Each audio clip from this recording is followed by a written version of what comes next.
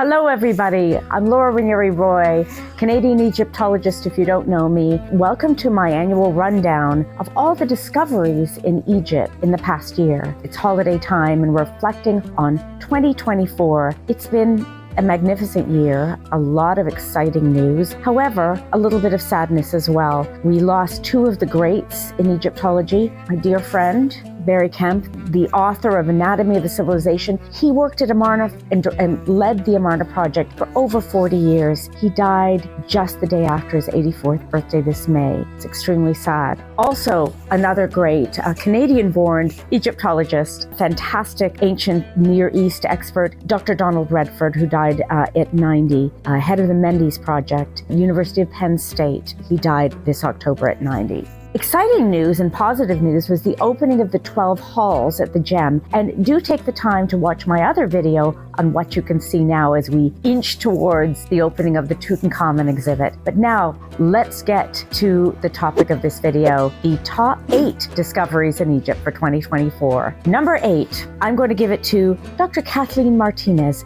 who just this month, just in December, announced her work at Taposiris Magna on the path to find Cleopatra and maybe Antony. Well, they found a funerary deposit at this temple. They found a very interesting alabaster bust that she wondered, could this be Cleopatra? It does not look like Cleopatra, and many argue it may be Roman, another Ptolemaic goddess or individual, but other very interesting objects. And what does this mean? It means that Taposiris Magna, this massive temple site to the northwest of Alexandria, is showing its importance in this late period, this Ptolemaic Roman period of time.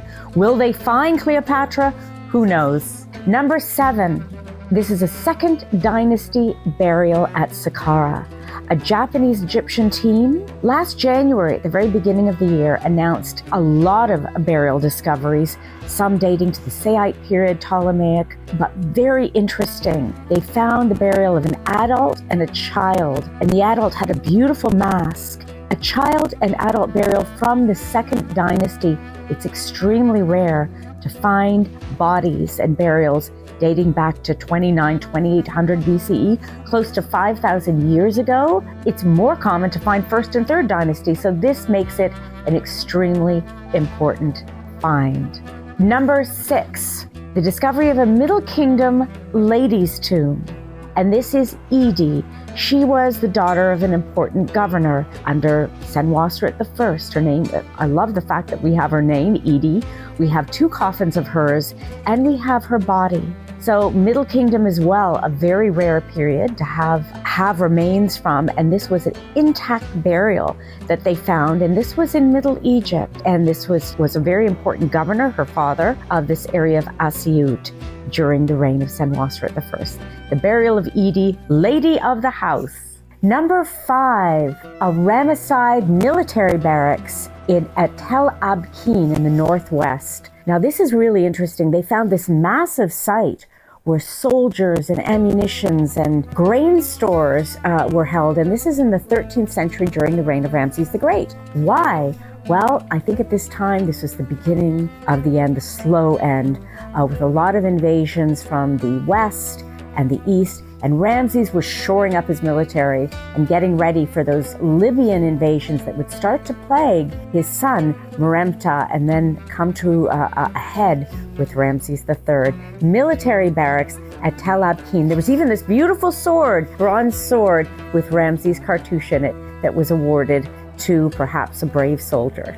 Number 4, Ptolemaic temple at Athribis. This is also a very exciting discovery. A German-Egyptian team has been working there in Middle Egypt, and they found these enormous temple pylons. They say back in antiquity, as big as Luxor temple possibly. Who knows when they finish this excavation what this temple will hold. It's a temple to Min and minor goddess Renpit and their child, but it's this pylon that they found stairways going through and hidden chambers for the storage of amphorae and other objects. Now, the temple had been pilfered for stone. Even we have a coin from the 8th century, so only 5 meters of it remains. But amazing that Ptolemy VIII was building these massive temples in Middle Egypt to the god Min fertility god, and God knows the Ptolemies needed some fertility with the rate they were murdering one another. They needed to have lots of progeny. Number 3, Middle Kingdom burials at South Asasif in Luxor. Now, this is very exciting to me. I worked very, very briefly there, and this is a site where they're excavating 25th Dynasty tombs dating to the Nubian Dynasty, the Great Nubian Dynasty. So what a surprise in Luxor, the seat of the New Kingdom, to find Middle Kingdom burials, 13 of them. Now, because of flooding and other effects, they're found down a shaft, but really the bodies were bones. It was really not, the coffins were really badly disturbed.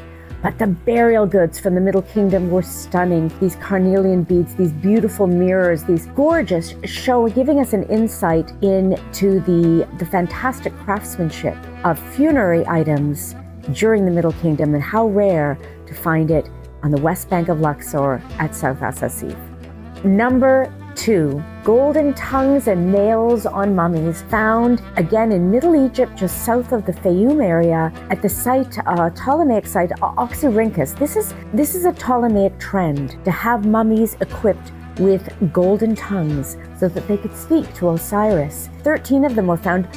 Some of them had golden nails, which was a real mark of wealth and aristocracy. I think this is fantastic. We're coming to know how important this trend of the Ptolemaic era with his gold was on their mummies, with probably more than 30 of them found over the last 5 years only. Since COVID, we've been finding these mummies. And finally, number 1, I think this is the really interesting discovery of the year.